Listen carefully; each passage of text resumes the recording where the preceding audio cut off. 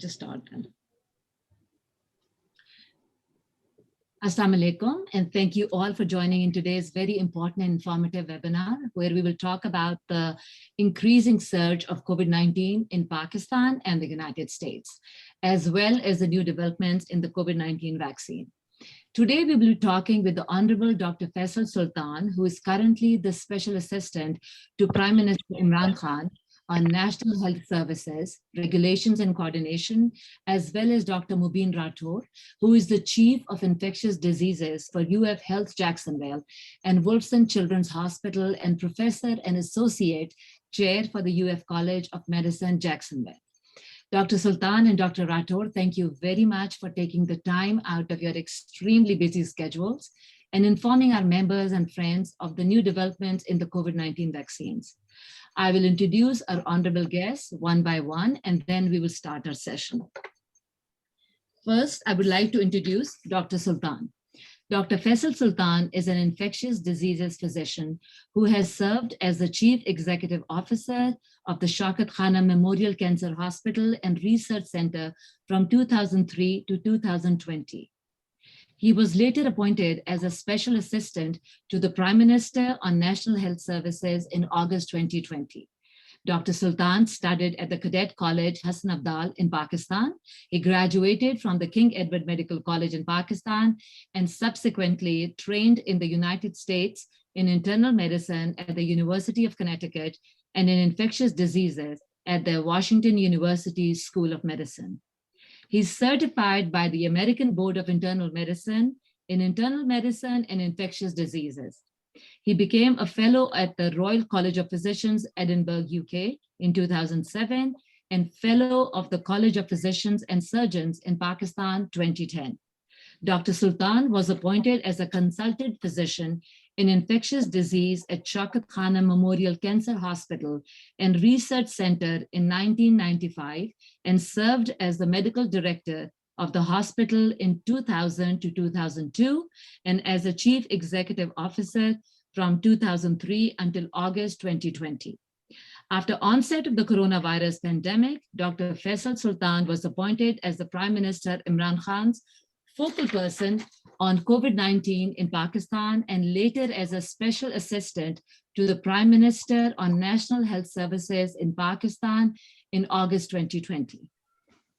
He has been a trainer and examiner in infectious diseases for College of Physicians and Surgeons of Pakistan, as well as member of technical advisory committees for the National AIDS Control Program, Pakistan Medical Research Council, Pakistan Science Foundation, University of Health Science of Pakistan, and the School of Biological Sciences, University of the Punjab Lahore, and the Punjab Healthcare Commission on Human Papillomavirus Vaccine Advisory Committee, and has authored multiple scientific publications.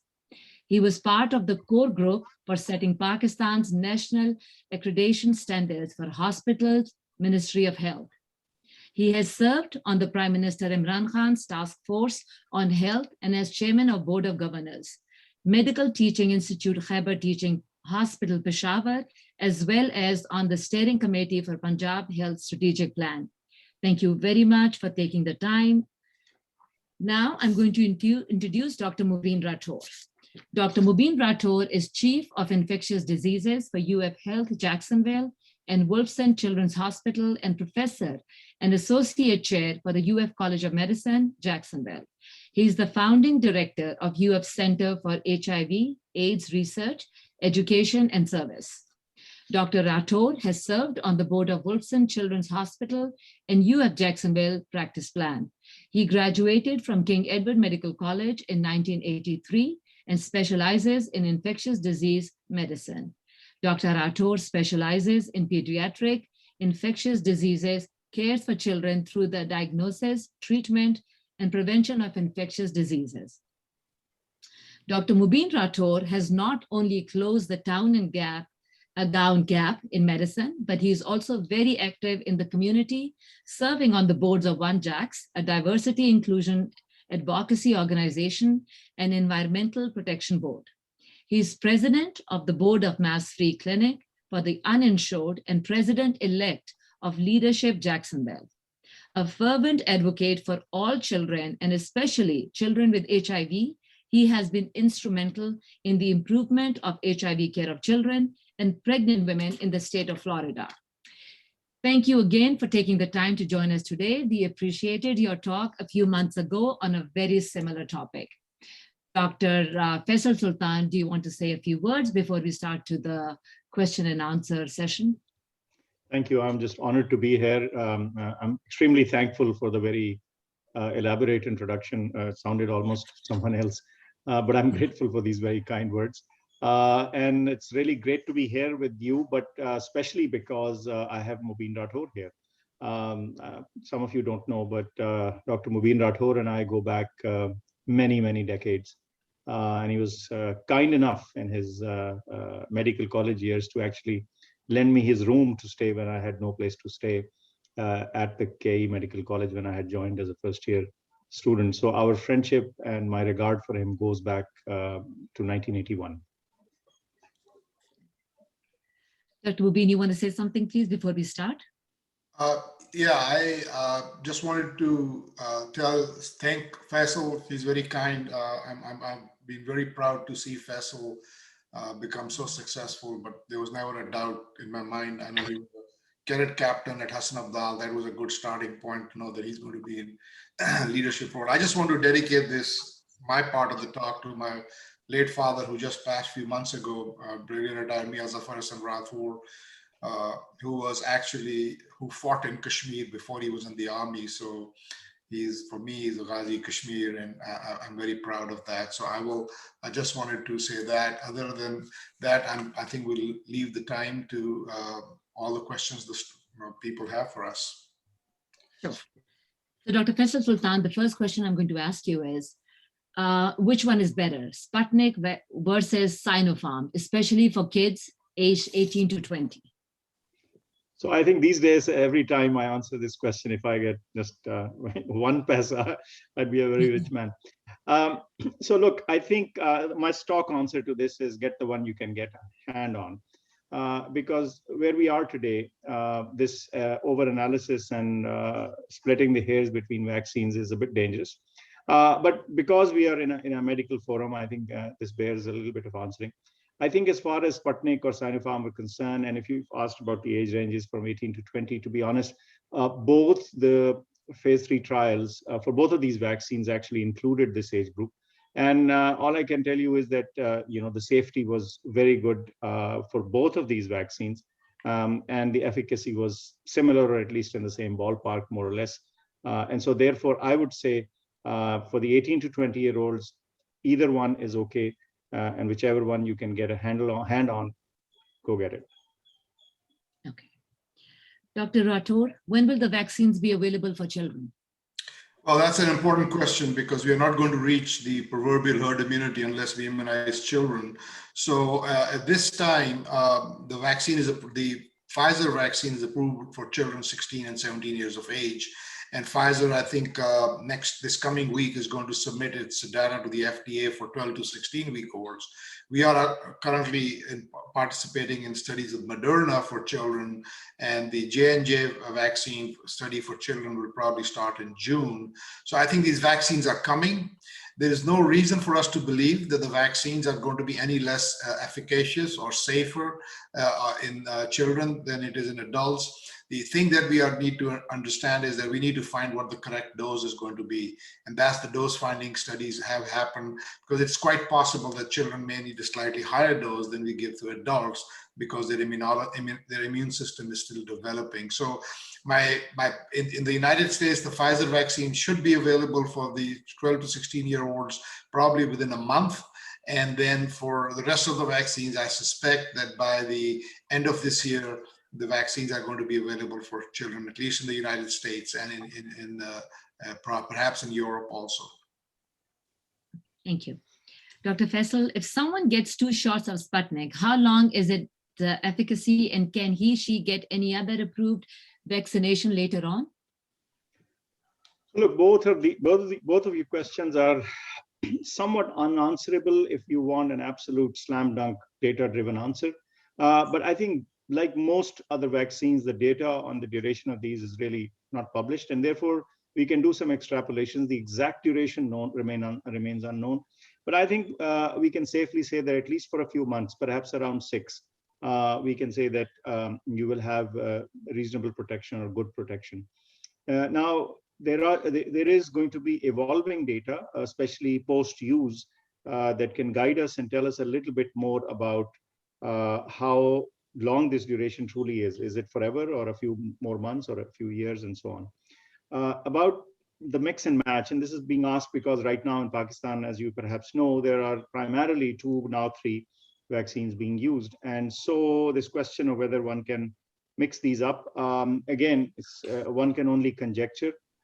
There is no hard work done currently so far on whether you can sequence one or the other or change completely. As you perhaps know, the Sputnik vaccine itself is a 2-dose vaccine, but the 2 doses are slightly different. They use a different viral vector for dose 1 and dose 2. So it's really unanswerable at this point whether you should do this. My recommendation at this time to everyone is, please stick to the vaccine that you started off on. That's been what's been studied. That's the basis of its license and use. And try not to mix and match or do double vaccination at this time. In the future, we may have some information. Okay. Dr. Rathore, how long does it take for the body to build antibodies from the time of infection with the coronavirus disease? So I think the general rule of thumb is whether it's the infection or whether it's the vaccine, it takes about 2 to 4 weeks for the antibodies to build to the maximum. So in general, we say after 2 weeks, you should have enough antibodies for the vaccine to provide some protection. But extrapolating from other studies, different vaccines, 4 weeks is probably a better time period after you get the infectious disease. Let me just add a couple of things to the first question. The CDC recommends that, as Faisal said, try to get the same vaccine that you got.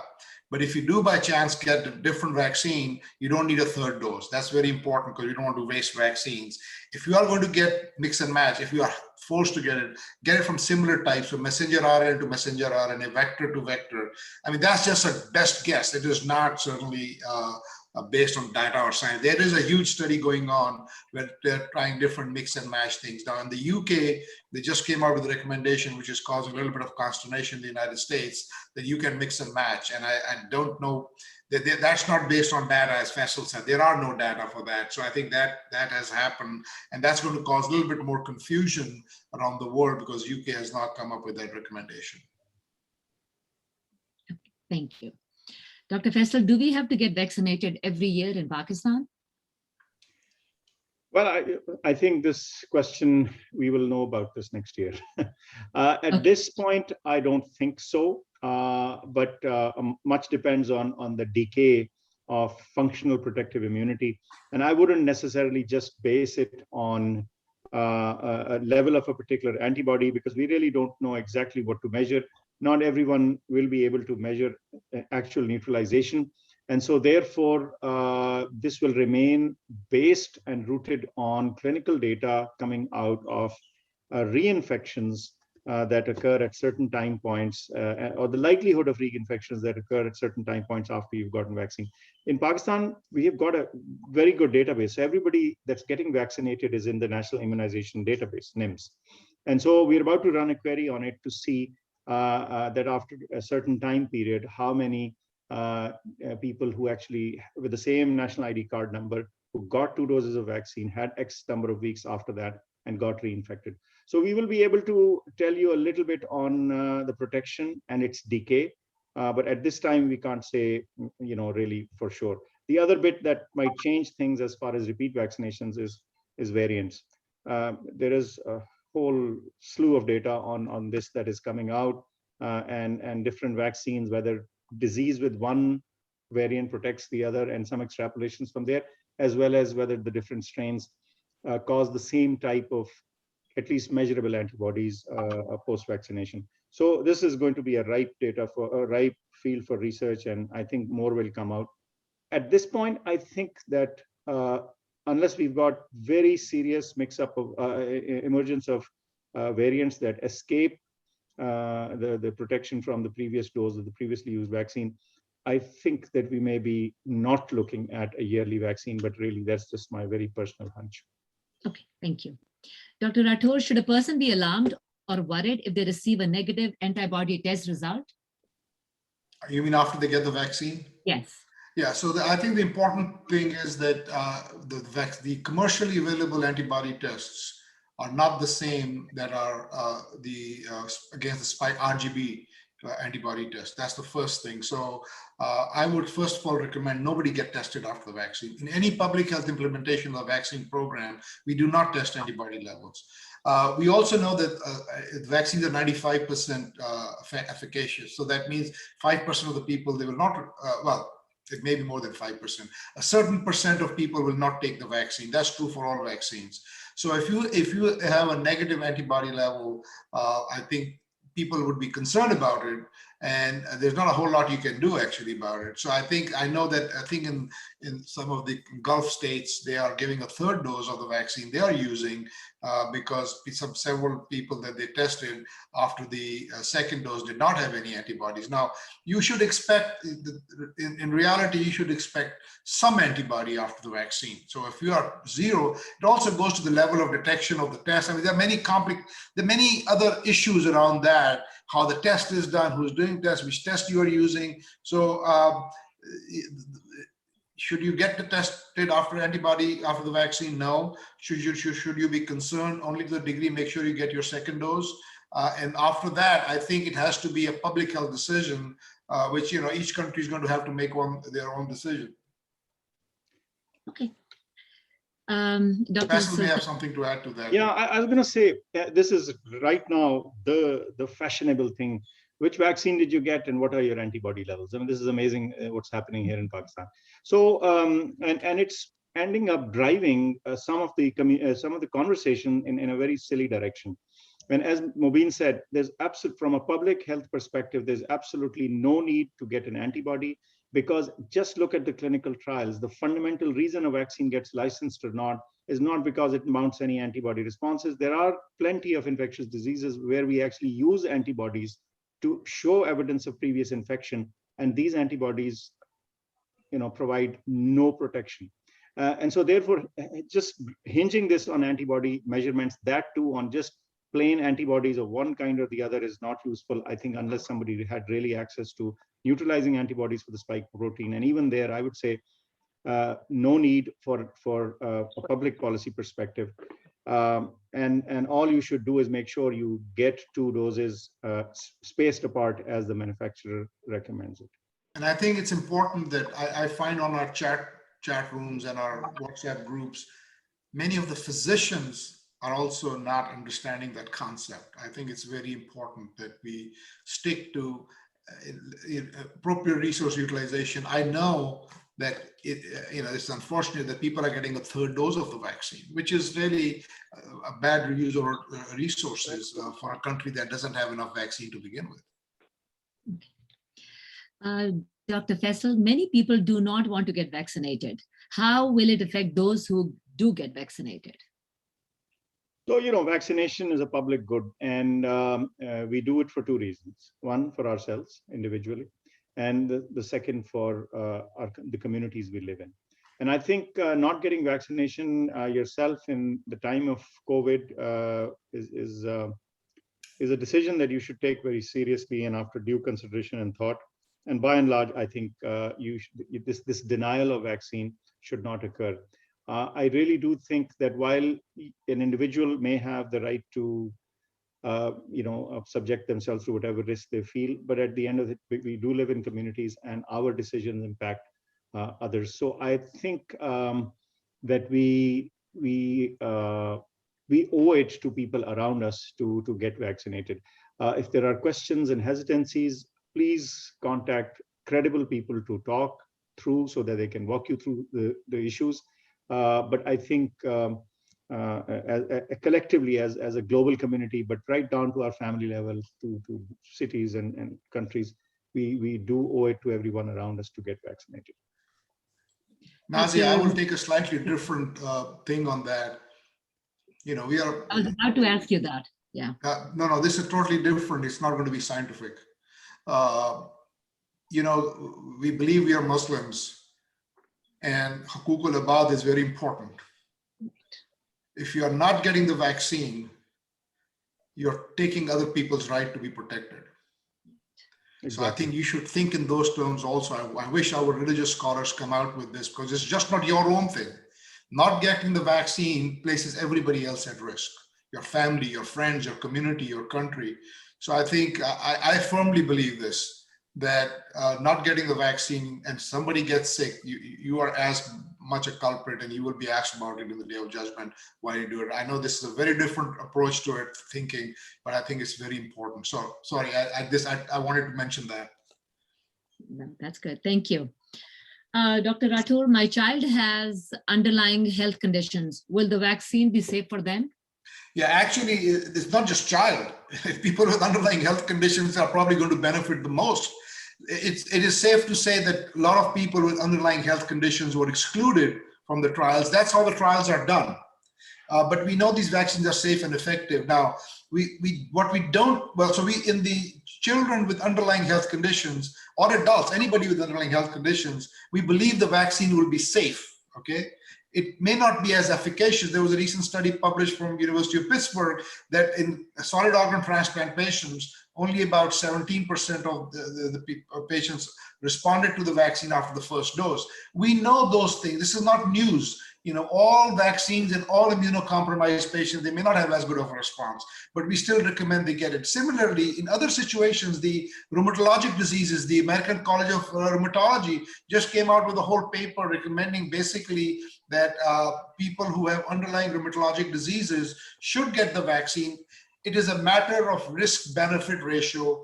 The risk of getting a severe morbidity and mortality with the wild type infection, the real disease, is much, much higher than any risk you can have from the coronavirus vaccine, the harm the virus causes. So I think we should give, especially those people with overweight, diabetic, heart disease, pulmonary disease, they definitely need to get the vaccine to protect themselves, because they are going to be at the highest risk of having a severe disease or even dying of this disease. So I think extremely important that we don't think that, even pregnant women, that's the other group. The American College of Obstetricians and Gynecologists and the International Society of Maternal Fetal Medicine have both recommended that pregnant women should get the vaccine, because what we know, if a pregnant woman gets the infection, they have a much worse disease, and they can also lose their baby. Let me just say one final thing, because I think it's important for us to make sure that we get our information about these things, as Faisal said, from credible sources. Go to places where this information is available. And these days it's so easy. They're all over the internet, the right places. Go to the CDC, I'm sure Faisal can tell you a few websites in Pakistan. For us, it's the CDC, American College of Physicians, WHO is a wonderful site. These are all the sites that will really help you understand what is the best way to do this. One last thing, influenza vaccine. There's a disease called Guillain-Barré syndrome. I give this example all the time. The risk of getting Guillain-Barré syndrome if you get influenza is 1 in 100,000 cases of Guillain-Barré. 1 in 100,000 cases of influenza will get Guillain-Barré. If you get the vaccine, there's 1 case of Guillain-Barré from vaccine for every 1 million to 3 million doses of the vaccine given. So although I don't know that information for the coronavirus vaccine, but I think it's a good extrapolation. Thank you. Dr. Faisal, if this question we got like 30, 35 times, if someone had COVID, after how long he or she should get a vaccination, or it doesn't matter if they get right after they get the negative report? Well, let me first attack the negative report first. So this is the other one. Now, this is in a pandemic, this is such a waste of resources to try to get a negative report. Look, we put this out on the national guidelines at the ministry, at the COVID-19 website for Pakistan, as well as it's available on international guidelines. For most situations, there are some exceptions, but for most people who have mild disease, you do not need an exit test. There is a time period and being symptom-free for X number of days, and then you're done. You don't need a negative test. So that's the one thing. And in case of the Prime Minister in Pakistan, people kept asking, did you get a second test? And I said, no, because, and people were shocked. Why? And said, because this is the right thing to do. Do not get a test if it's mild disease. Okay, once they've recovered. Now, to be honest, this is a question to which there is a stock answer, but there is no real right exact answer. Let me try to attempt to answer it. First thing is that as far as the individual is concerned, they ought to be able to get their vaccination after they have recovered from their clinical illness. So, there's no question that whether they can or not. The only question is whether, as a public health message, whether it is preferred to get it immediately or to delay it for a few weeks. Some people think that it may be better utilization of resources to delay it by 4 to 6 weeks, based on the idea that anybody who's recovered from acute disease likely has protection for that while at least. And so that in a vaccine constrained environment or resource constrained environment, you could stretch your vaccine supply out for longer. But there's nothing that stops anybody, technically speaking, from getting the vaccine as soon as they're done with their disease. Nazir, let me second what Faisal said. I think the CDC also recommends that you can defer, after you get the infection, you can defer your second dose or a first dose even for 90 days. Now it says defer, as Faisal was very careful in saying, you don't have to after recruit, but in a resource limited situation, you want the first dose in as many arms as possible. So I think they can defer. UK, they're giving the vaccine second dose in 90 days. In Canada, they're also, those are not resource limited countries, but their goal is to get the vaccine in first dose in as many people as possible.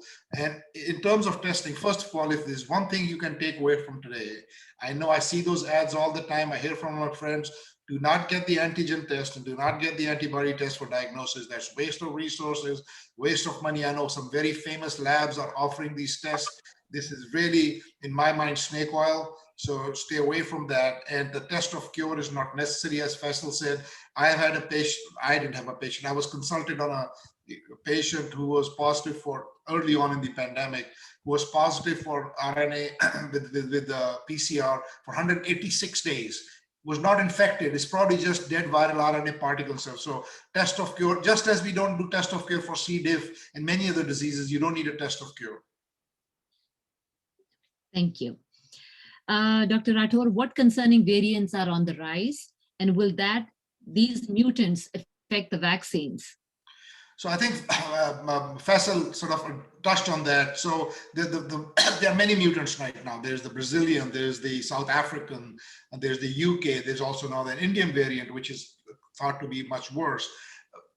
What I always tell folks is this is news because it's more available. Viruses mutate all the time. That's nothing new. That's why we have to get the influenza vaccine every year, because the virus drift a little bit every year and shift every 10 to 40 days when we have a pandemic. So to me, it was not a surprise. It was, I was expecting it to mutate. Obviously, the concern is it mutates to a degree that not only that it doesn't protect, or it becomes highly virulent, as we saw. I'll give the example of C. diff before. That happened with C. diff. We got a virulent Clostridium difficile variant of that. So I think it is now thought that in the United States, at least, that the UK variant is the predominant virus circulating, but we are not seeing any problems with the vaccine causing infection. Now, we know that in the Danish study, only 4.1% of the people who got the infection got reinfected. So with the vaccine, it should even be less than that. As Faisal said, the vaccines are more protective because it's not just the antibody. There may be memory cells. There may be other things that may be benefiting. So yeah, we have to keep an eye on the variant. Our UK colleagues have been way ahead of us in doing that. We need to be monitoring those.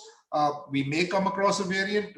Most people believe that we are not going to need a vaccine every year, but we don't know if we're going to need it every 2 or 3 years because the virus mutates enough that the variant is no more protected. So far, I think the WHO has also said that, the CDC has said that They believe that the vaccine is protective against the variant. I know there was a study that was stopped in Brazil because for AstraZeneca that was not as effective. So AstraZeneca is probably not as effective against the variant as the Moderna and the Pfizer vaccines, even the J&J vaccine. So this is something I'm sure in Pakistan and public health people have their ears to the ground. As soon as there's a signal for that, I think you're going to see lots of movement. By the way, one last point: the NIH in the United States is already working for vaccines against the variant. So those things keep on happening. I remember this saying from that movie Men in Black. He says, there's always some alien out there. We just don't tell them about it because we don't want people to worry about it. But I think groups are working on trying to deal with these issues. Thank you. So Dr. Faisal, same thing, like, will people be needing boosters? And is the government going to issue a vaccination card to the people who do get vaccinated?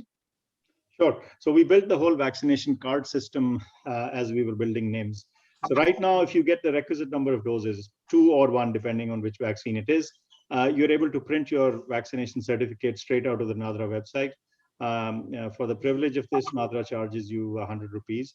But if you walk into a center, I think it is free. So we kept that option free as well for those that didn't want to pay and just walked up to a center and got their certificate printed.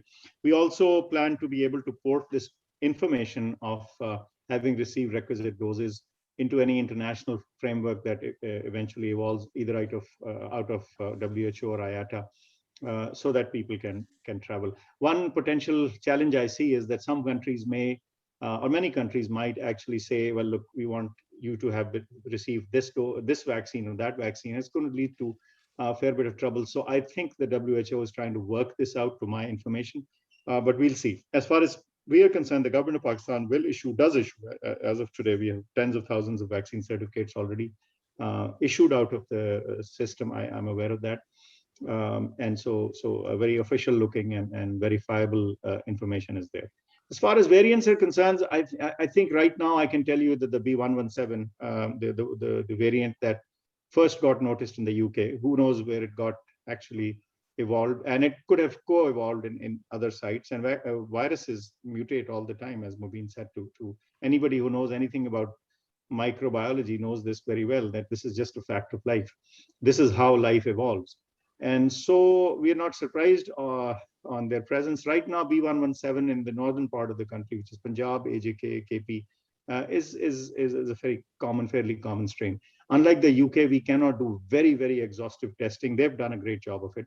But we've done sample testing, and we think that this is the predominant or the large number of a variant contributing to a fairly large proportion of cases.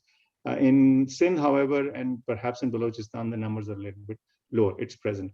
We have not seen the P1, which is the Brazilian one, or the South African one so far. But there are concerns, of course, because if those do become predominant, then the choice of vaccine will have to be reviewed and looked at. Nazia, about the vaccination cards, here's mine. I don't know if you can see them. Yes.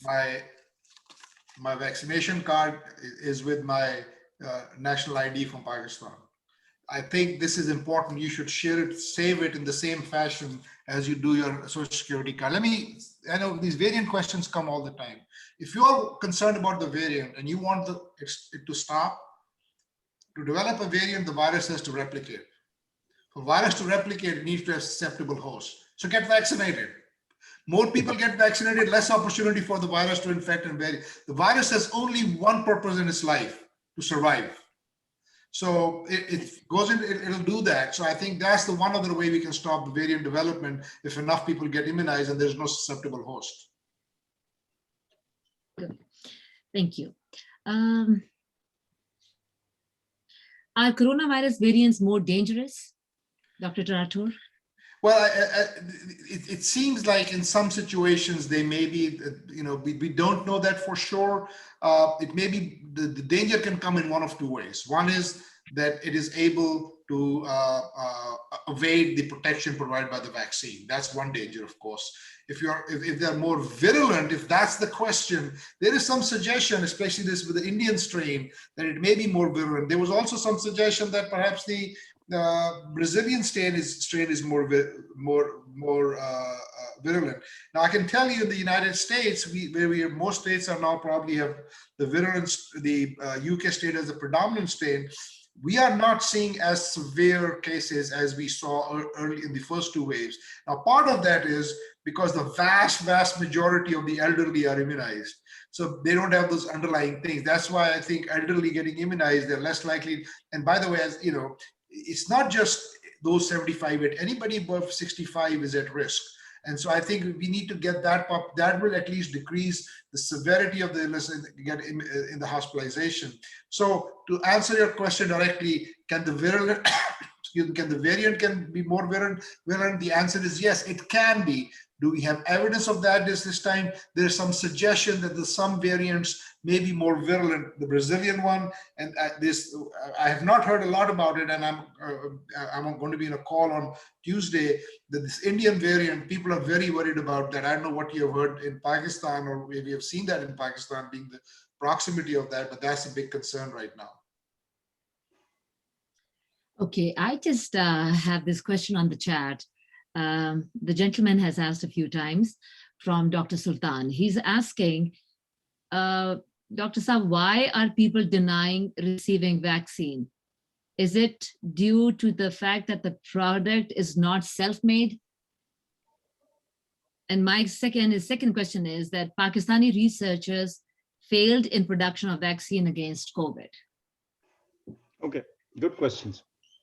Well, first of all, vaccine hesitancy is nothing that is peculiarly Pakistani. Let me share with you that even in the United States, when you look at frontline healthcare workers, now this is the ultimate high-risk group with the highest risk and expectedly the highest insight into what the risks are. The open acceptance is not more than 60 or 65%. Good 30 to 40% of people had some degree of hesitance in actually taking this.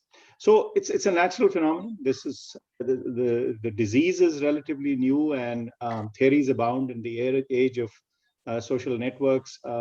Misinformation flies sometimes faster than true information. And so some of this is based on that. In the Pakistani context, the only additional thing that I would add is that fundamentally, until this point, this disease, this epidemic has been an urban or a second-tier city phenomenon.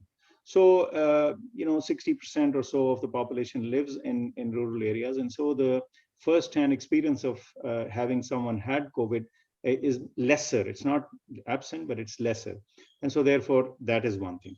The second aspect may have been all this over-analysis by some of our healthcare people in trying to say, well, we use this or that, or one vaccine in preference to the other, not realizing that the ultimate protection that the individual ought to be directly first-hand bothered with is the protection against severe disease or death. And almost all the vaccines provide that in the high 90s or nearly 100%. So therefore, some of that is failure of communication, perhaps on our part, but perhaps also scientific literacy, etc. in Pakistan. Why we haven't been able to make, well, look, countries that put a man on the moon in 1969, and those that have had 1,000 years of open democracy, and others who have invested for decades into human development, and development of the scientific milieu and the whole ecosystem that allows for innovation, investment into innovation, protection of that investment, protection of that patent or that, whatever that generates that innovation, and subsequently producing this in mass numbers is a complex and complicated thing that could not have happened very fast here and now. However, the present fix that the world has seen, which is a shortage of vaccine, and you've seen the hiccups that happened in India and continue to happen because of their own spike and their own production difficulties, and the difficulties it has led to the COVAX facility, clearly shows that countries like Pakistan, or countries of the size and scope and nature of Pakistan, have to invest in innovation as well as production for not just vaccines, but other pharmaceutical products. So it's a huge wake-up call, and we're trying to do something about it. Nazia, a couple of things. First of all, Faisal was kind. Actually, it's less than 50% of the healthcare workers have been immunized in the United States. It's such a shame. I will tell you, I don't know if there are any people from Apna. There are a lot of Pakistani physicians who are not believing this vaccine. That's a group that I deal with all the time. I think this has to be a wake-up call for Pakistan. This happened in the United States in late 80s. Because of lawsuits, all but one vaccine manufacturers left Pakistan, United States. They went to Canada and other countries, so they can't be sued. And then it was realized there were some outbreaks of various diseases, and then the United States government realized that this can't go on, and that was the first time they had these special things. Vaccines in all over the world, the people who receive most vaccine are children. So they created this called Vaccine for Children program, which provided some degree of protection to the manufacturer against lawsuits. Now, of course, the situation is different in Pakistan, and Faisal is much more aware of that than I am. But as somebody who knows the detail and can make a statement without having any repercussions, I will say that this should be a wake-up call. We must have indigenous vaccine production facilities. AstraZeneca was willing to give their information free to countries to make the vaccine, and so I think it will happen, because this is not the first pandemic. It won't be the last one, and it's probably going to be faster. So I think this may be an opportunity to invest, as Faisal said. It takes years and decades. It's not going to happen overnight. National Institute of Health used to make a vaccine. Pakistan used to make a vaccine until about 10 years ago. Faisal probably knows better than that. So it takes some time to do these things. And I think it's not just the government's responsibility, by the way. The private sector has to step up also, because there has to be a partnership here for manufacturing. Can I just add into this? So the two sides of it, the regulatory and the enabling environment. So from the regulatory and enabling environment, we are going to completely redo how the Drug Regulatory Authority of Pakistan, DRAP, works. This will require legislation. It's not easy, because this is in some ways a devolved subject. And when you have different provinces controlled by different parties who are oppositions to each other in the relevant province. So therefore, it's not an easy legislation to pass through, 4 legislatures and then through the central legislature. So there are some difficulties, but we do feel that there is some commonality of understanding here, and this can be moved through. That's one. The other one is the NIH, and as Mubin said, the NIH used to have a vaccines and biologics center, and it downgraded itself over time. So what we've done, you may not be aware, is that the NIH is now being redone completely. There's a new act, a new executive ordinance has been passed, and a new act is in the way. The first new board has been nominated as of yesterday. The first new chairman has been appointed, which actually is Professor Zulfikar Bhutta. The new board is going to hold a new meeting. The new NIH will have 7 institutes, amongst them a new CDC, a National Health Data Center, National Health Laboratory, which does exist, and a Vaccines and Biologics Center. And just as an initial start to the whole game, CanSino, which is one of the single-dose Chinese vaccines, is going to be at least filled in Pakistan from concentrate, beginning in starting just 4 days from or 5 days from now. So we're putting together some of the initial building blocks, but I really think that Pakistan has the technologic muscle to actually do innovation. We are there. It's just a matter of now putting these things together. I think, Dr. Faisal, we have Dr. Zulfikar Bhutta is out, who just got appointed. I think he's also attending he's on the this call. webinar. Zulfi is on the call, yes. So that's Welcome, sir. One question from Dr. Rator. A mom asked, I'm vaccinated, my children are. Can I travel or should I travel? Can you repeat the question? It's a question from a parent. She's vaccinated, but her children aren't. So she's asking you if she should travel or if that's not a good idea. So I don't know where this question is from somebody from Pakistan. I can tell you the CDC is recommending that those people who are vaccinated can travel right now. So if the children are not vaccinated, The United States is not recommending that they travel. I think here's how I will state in general: don't travel if you don't have to. I mean, if you have to, you have to. I traveled to Pakistan in December once my father passed away. And so, that was something I thought I had to. But I think if you don't have to, don't travel. That's the simplest answer to, regardless of whether the children, I think even if you're immunized, if you don't have to travel, wait a little bit, we'll get there. Because remember, I think we keep forgetting that the vaccine, we have data that says vaccines prevent disease, not necessarily infection, although last week or the week before last, CDC did come out with a cohort study which showed that there's probably a 90%, 80% protection against infection also. But that study has challenges, but at least there's some initial data. And we all suspect that the vaccine does protect against infection. So, but we just don't have the data. That will be coming soon. But just keep in mind that the fact that you have the vaccine does not mean that you cannot get the infection. It is that if you get the infection, as Faisal said earlier, you just won't get very sick. Okay, thank you very much. Dr. Faisal, how will the indigent population of Pakistan be vaccinated, as the prices of the vaccines are very high? Okay, so the indigent and the affluent and everybody in between, as far as the government of Pakistan is concerned, will be vaccinated through the government's procurement system. And therefore, the vaccine at the point of delivery to the recipient will be and is free. To date, we've had over 1 million vaccine doses administered, and a few 100,000 people who actually have had both doses delivered. And almost all of them have been delivered free of cost. So that is the basic thrust of how the government intends to do it. We did allow the private sector to import vaccines, and I'll provide the logical sort of reason or rationale for it in a moment. But as far as we are concerned, everybody will get the vaccine. It will take many months for sure because of how the global supply is at this time.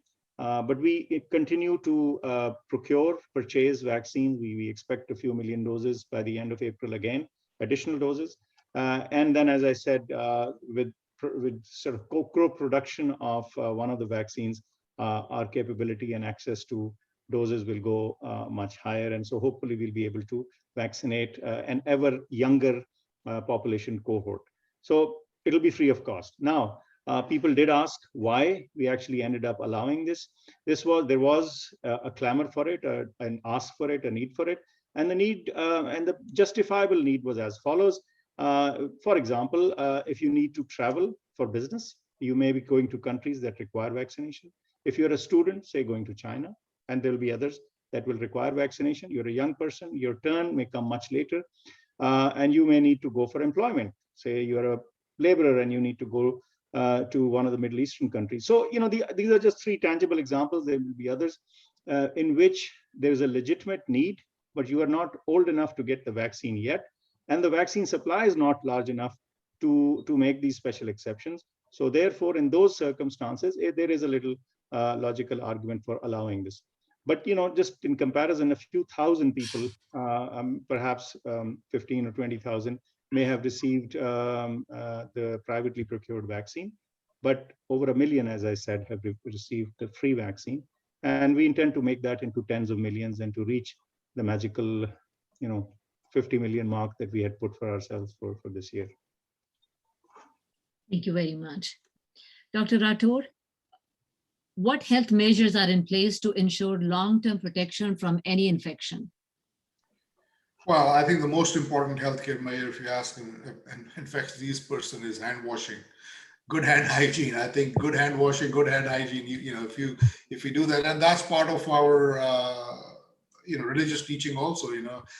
Pakizgi is nisviman, and I think if we just follow what our religion tells us, you'll get rid of many things. Don't visit sick people. If you are sick, don't go. Well, when I say don't visit sick people, I meant if they are contagious. we are encouraged to visit sick people. But if they're contagious, don't visit them. If you are contagious, don't go outside, don't go visit people.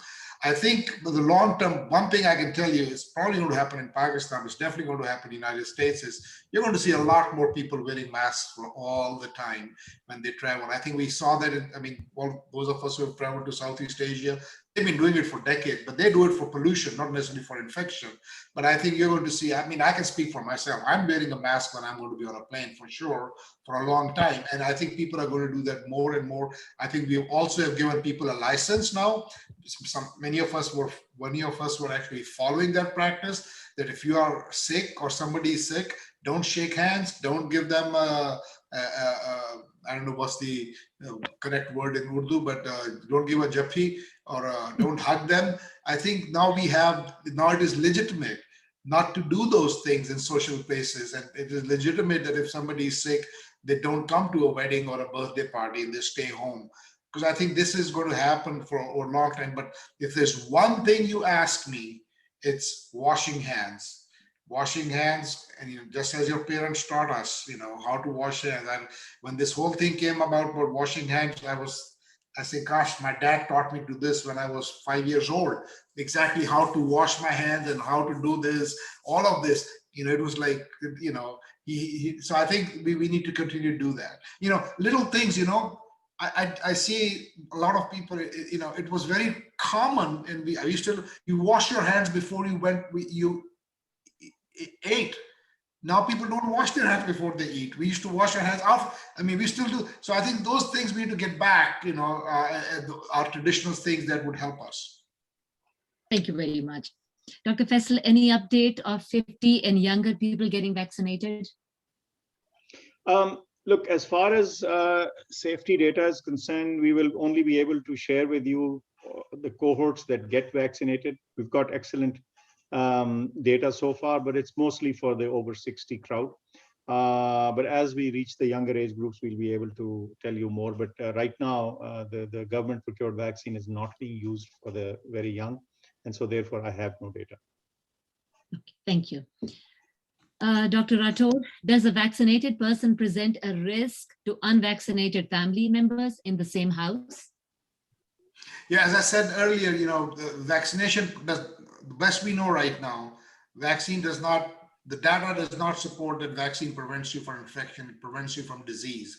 So if you get a vaccine, you should still do mask and all those things, but it's hard to do in the same household. It was never recommended to wear mask in the house anyways, but good hand washing and such, or if you are sick, avoid quarantine yourself, because you can still get infected.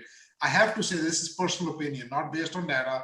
The recent CDC study that was published, in my opinion, that the vaccine probably protects you against infection also. But until I see those data, I cannot say it emphatically and based on science.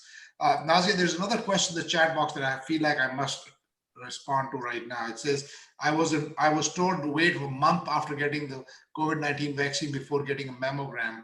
That's ridiculous. Ooh. You should get your preventive healthcare things as you normally do, whether it's a mammogram or whatever else you are getting.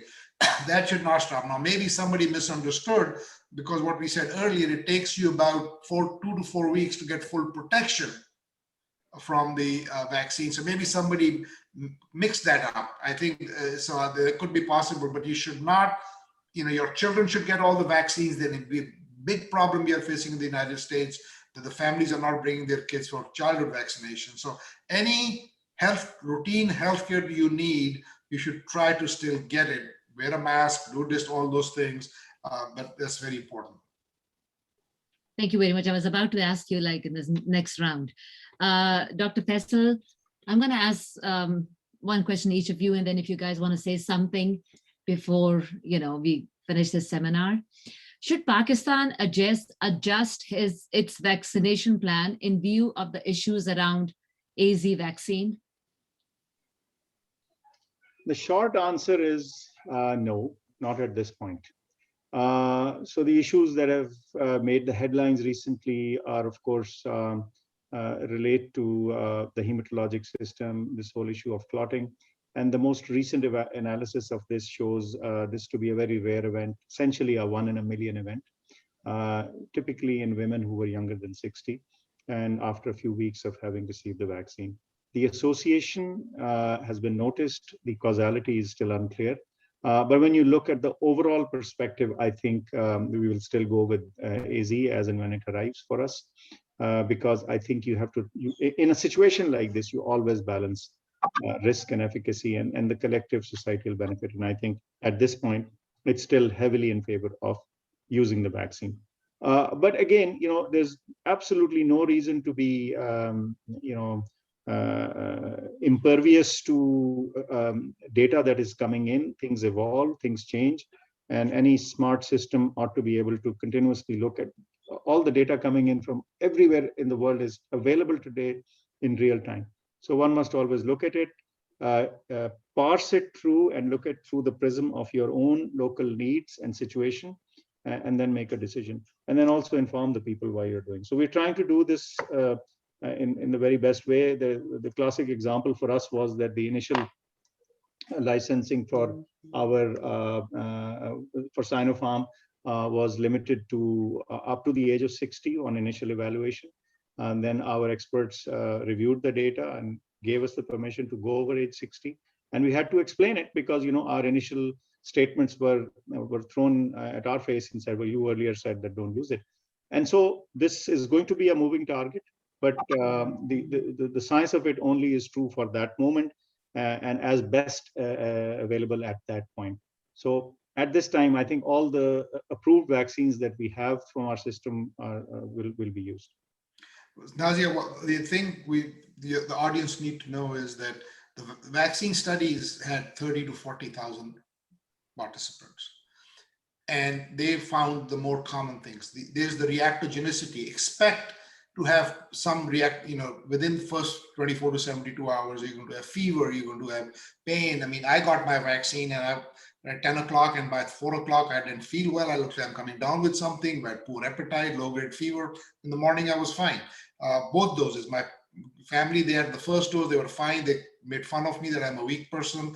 The second dose, they got it at 3 o'clock in the morning, they were having fever and aching, they need to take. So I think those things happen. The second, what I should mention with that also is that it is recommended that if you can, and if you can, don't take any ibuprofen or any NSAIDs, anything like that, if you can, but of course, keep yourself comfortable because we know that those blunt the response to the vaccine. So we want to make sure we don't do that if we can avoid it. And most complications of vaccines, known side effects occur in the first 6 to 8 weeks. That's very important to know. So, but what I was going to say is, when those 30 to 40,000 people will identify the most common side effects. When you give it to 3 million, 300 million, 3 billion people, you're going to identify some rare side effects. That's a given. I mean, again, those of us who do this, research and live in this world, we know that this is going to happen. I think people are shocked and surprised. So I was not surprised that they found this. In fact, I was delighted that they found it early so they can, as Faisal alluded to, they can look at it and they can respond to it in a smart manner. So I think you're going to find more things, by the way. This is just not, there are going to be other things that we're going to find as more and more people get immunized. These things are going to come to attention. And I think we need to be ready to respond to that, as Faisal said. Last question, Dr. Rathore. Will there be a vaccine before the 2021-22 school year? Well, if the question is, will there be a vaccine for children before the 21-22 school year? Yeah, I think there will be vaccine for older children before the school year. And at least in the United States, the Pfizer vaccine will be approved, I'm sure, within very soon for 12 to 16-year-olds. The study for 6 to 12-year-old is ongoing. It is possible that study will show that that it can be approved. There's one other thing we should keep in mind. The Advisory Committee on Immunization Practices, or the CDC, in the past has recommended vaccines for age groups that the vaccine has not been studied. If we know that the vaccine is safe, that's the key thing. It may not be as efficacious. One of the things I said earlier, we're going to test slightly higher doses to make sure that there's a good immunogenicity to the vaccine. But if the vaccine is safe, right now, I mean, I work with many committees and groups nationally, statewide. There are some of us who are talking about pushing the CDC to say, why not? I mean, we know the vaccine is safe. Well, it may not be as good. That's a risk. Are we willing to take that risk? Because I have to understand, at least in the United States, kids not going to school is becoming a huge problem. Let me tell you, our hospital, more than 50% of admissions are for mental health issues. Our psychiatrists and psychologists shut down their outpatient practices so they can see the patients in the hospital. The suicide rate has gone up. Suicide ideation is gone. This is a major mental health pandemic that's twin-demic now going on. So I think it's normal for kids to be in school. So I think, and I can't speak for the Sinopharm or the Sputnik. Those vaccines may also being studied for children. I know the Moderna, the J&J and AZ vaccines are being studied for children also. So I think some age groups hopefully will have the vaccine before the fall. By next school year, I think everybody, the vaccines would be studied and approved for everybody, I think. Thank you very much, guys. Thank you so much for being here. Dr. Faisal, जाने से पहले आपसे एक सवाल बार-बार अभी on WhatsApp पे आ रहा है. Are you called the Pakistani Fauci, Dr. Fauci of Pakistan? No. Fauci is called American Faisal. Okay. Yeah, that's a laugh. You can tell Dr. Fauci that his name is being used or abused here and there. Thank you very much. It was a pleasure and an honor. Thank you, guys. Thank you very much. Thank you. Allah Hafiz.